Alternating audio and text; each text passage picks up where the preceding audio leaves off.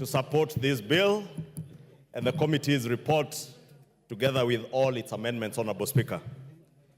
And Honorable Speaker, let me take this opportunity first to thank the Committee on Finance for the great work they did, especially in listening to the people of Kenya. Honorable Speaker, as I said yesterday, this committee did indeed listen to the people of Kenya. And if you go through the compendium of amendments that the committee has proposed, you will realize that they listened to Kenyans from the cost of bread, or rather the VAT that was proposed on bread, to the border sector, to the equal levies on diapers, on sanitary towels, and all the other things, Honorable Speaker, that Kenyans said might be harmful to them or would be detrimental to their well-being in terms of the cost of living, Honorable Speaker. Honorable Speaker, let me also take this opportunity to point out to Kenyans, because I know all these members have been bombarded with messages from Kenyans asking them to reject this finance bill. Honorable Speaker, I saw yesterday when it became clear and apparent that there were measures that have been taken having listened to Kenyans. A number of them started saying, please do not edit, reject. Let me tell them, we never edit bills. What we do is to propose amendments, adopt those amendments, and the consequential bill that will be passed in the committee of the whole is what then becomes the act of parliament that we have the force of law as the new operative law of the Finance Act of 2024-2025. Therefore, let me just plead with Kenyans to be patient with us, to allow us to do what they charge us to do as their elected representatives.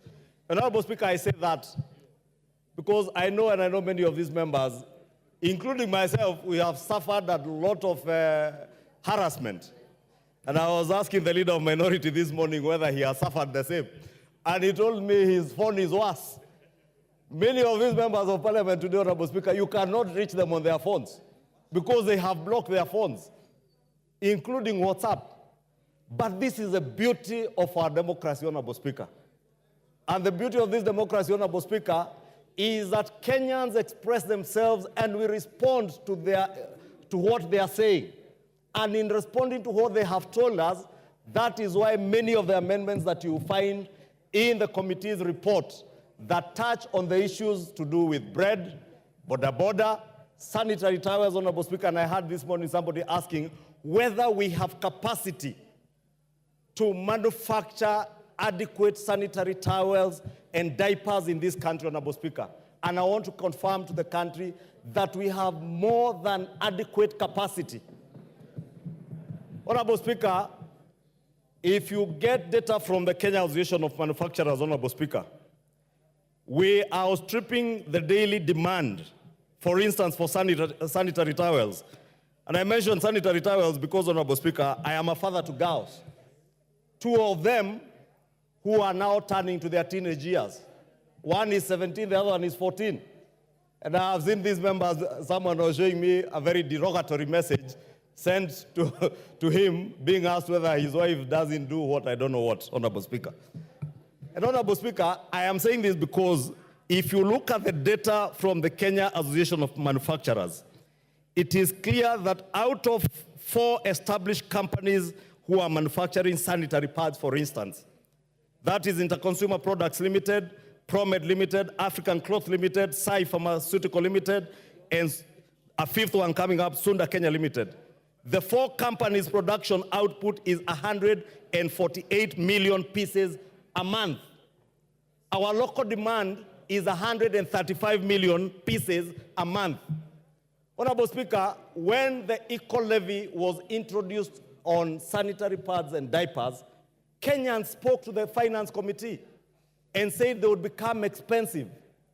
And Honorable Speaker, the Finance Committee has responded by imposing both VAT and that equal levy on finished imported products, including imported sanitary pads and diapers that are coming from countries, and I do not want to mention the countries, Honorable Speaker, whose safety, how hygienic they are, whether they meet the required health standards, we cannot ascertain, Honorable Speaker. And it is important for us as parents to be responsible citizens and parents to protect our teenage girls, our mothers, our sisters, our wives, by ensuring that the sanitary pads that they use are safe, they are secure, they are hygienic. Honorable Speaker, it is only fair also to protect our growing manufacturing industry. I watched, Honorable Speaker, when the Kenya Association of Manufacturers presented their memoranda to the Committee on Finance. And they truly pleaded with the Committee on Finance to protect our local manufacturing industry, Honorable Speaker. When then we are told, Honorable Speaker, that imposing excise duty, imposing an eco levy, imposing VAT on imported finished products in order to protect our manufacturing industry, in order to ensure that we have jobs being created, Honorable Speaker, for the thousands of youth who today, Honorable Speaker, are being misled that the only thing that these honorable members can do is to reject this finance bill instead of fixing it, fixing what is wrong in the finance bill. Honorable Speaker, this bill had 65 clauses at inception when it came to this House. I have listened to Kenyans, Honorable Speaker, yes, and engaged a number of them. Order, Honorable Majority Leader. Under what standing order? 83. Pardon? And Speaker, according to the oxygen principle, Under what standing order? according to the oxygen principle, Speaker, procedural technicalities does not override substantive justice. Order. You are here in the morning. I said, you understand a point of order. I'll allow you. Tell me which standing order is being infringed. Then I allow you. You said 83.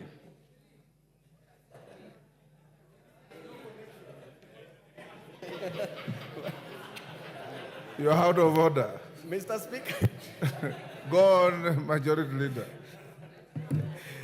Honorable Speaker, thank you, Honorable Speaker. Honorable Speaker, I was asking. Order, Babo Wino, you should know what you want to say, my son. Because you stood up and said, standing order 83. It doesn't apply. Then somebody whispers to you 91, you say 91. Go on, Majority Leader. Take your seat. Honorable Speaker, I was asking, what is so wrong with us protecting our manufacturing sector in this country, Honorable Speaker? What is so wrong with us ensuring that we are creating jobs within our own economy instead of creating jobs in other countries, Honorable Speaker? Because when we say that we do not levy excise duty on imported finished products, whether they are finished and fully assembled border borders or motorcycles, Honorable Speaker, we are creating and exporting jobs out of this country into those economies where we want to import those finished products from. Therefore, Honorable Speaker, I want to speak to the young people in the streets. The young people, Honorable Speaker, who have been mobilized in colleges and universities around our country to send members messages of rejecting this finance bill. This finance bill is about protecting yourselves as our children. It is about creating jobs for you as our children. It is about ensuring that the future of our economy is secure, Honorable Speaker. Honorable Speaker, we will only secure the economy for future generations if we make sure that we nurture the growing manufacturing sector in our economy, Honorable Speaker, vis-a-vis in exporting jobs to other countries, Honorable Speaker. Honorable Speaker, the finance, every year that we pass a finance act in this House, it has a three- or twofold objective, Honorable Speaker. Top among them, other than revenue, is also to ensure, Honorable Speaker, that we create jobs within our economy for us to be able to expand our tax base.